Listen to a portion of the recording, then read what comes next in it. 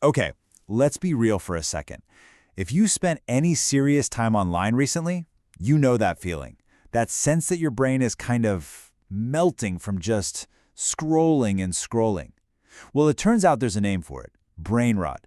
So today, we're going to decode this whole phenomenon and the absolutely bizarre AI-generated universe that's taking over all of our feeds. It really all boils down to one very strange, very specific question. Have you seen this? A shark wearing Nikes, singing total gibberish that sounds kinda sorta Italian? If the answer is yes, then you've already met the patient zero of this massive viral trend. And if you haven't, well, buckle up. So, what on earth is all this stuff?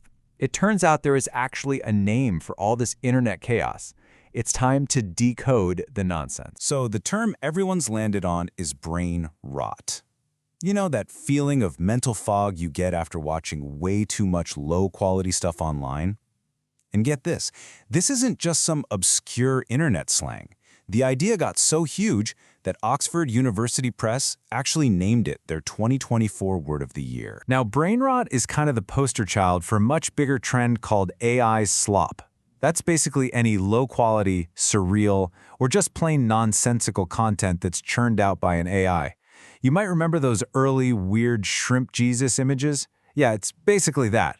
But it has evolved into something way, way stranger. Which brings us to the perfect case study. A very specific flavor of brain rot that has just exploded across the globe. It's called Italian brain rot. And honestly, it perfectly captures the absolute chaos and the wild popularity of this new AI-driven culture. It all kicked off with this character, Tralalero Tralala, a shark in Nikes just mumbling gibberish that sounds Italian. It's loud, it's pointless, it's garish, and of course, the second it hit TikTok, it was an absolute instant sensation. And it didn't just stop with the shark. Oh no. A whole universe of absurdity has just ballooned out from that one video. The cast now has at least a dozen recurring characters. You've got Berber Patapim, which is a proboscis monkey that's also a tree. There's an orange with these freakishly muscular arms, and a ballerina with a cappuccino cup for a head. Each one has its own theme song and backstory, because of course they do. And if you're thinking, okay, this is just some weird little niche on the internet, think again. Let's look at the numbers, because they are insane. A single YouTube video, not even an official animation, but a tutorial on how to draw 5 of these characters, has over 320 million views. And if that wasn't enough, an official brain rot rap music video pulled in another 120 million views. I mean, at this point, these aren't just memes. With this kind of engagement, they're becoming legitimate cultural artifacts. So this all leads to 2 massive questions. Who on earth is watching all of this? And maybe more importantly, who is making it? The answers tell us a lot about a major shift happening in digital culture. Well, the force driving these incredible view counts? It's the internet's youngest audience.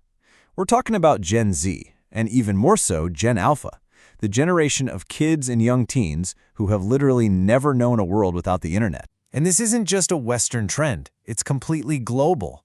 It's taken off everywhere, from Kenya and Spain to Korea and Japan. It's especially huge in Indonesia, where a massive, young, and super online population has turned the country into a hub for spreading this stuff at lightning speed. So who's behind all this?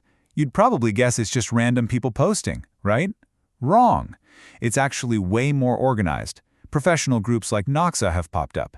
These are collectives of creators, most of them not even 20 years old yet, who now specialize in making brain rot. It's literally become a cottage industry run by teenagers. Okay, so let's just recap. We have AI-generated nonsense being made by teenagers and watched by millions of kids all over the world. So is this all just harmless fun, or is there a real danger we should be worried about? Let's see what the experts have to say. So on one side of the debate, you have experts like Professor Idil Galip, who argue this is all just a natural evolution. For the first time ever, the internet is dominated by kids and teens. So it kind of makes sense that digital culture itself is becoming more childish, more chaotic, and more nonsensical to match who's actually using it. But then there's a much more alarming take. Clinical psychologist Oriza Salvatati is raising a huge red flag. She argues that even though it all looks cartoonish, the lowbrow humor and sometimes vulgar themes mean it's really adult content. The problem, it's being wrapped in a kid-friendly package, and a lot of parents just aren't tech-savvy enough to even spot the risk. So that really brings us to the heart of the debate, right? On the one hand, is this just the internet becoming more childish because its audience is getting younger, a messy but ultimately harmless phase? Or, on the other hand, is it a hidden risk where adult themes are being disguised for a massive, unsuspecting audience of children? And that leaves us with this huge question. As AI tools make it easier and easier to just flood our feeds with this kind of content, what does it all mean? Is Italian brain rot and the whole culture around it just some absurd, harmless fun? Or is it a warning sign for a digital future where our feeds are just dominated by low-quality, algorithmically generated slop that totally blurs the line between childlike and just plain inappropriate? What do you think?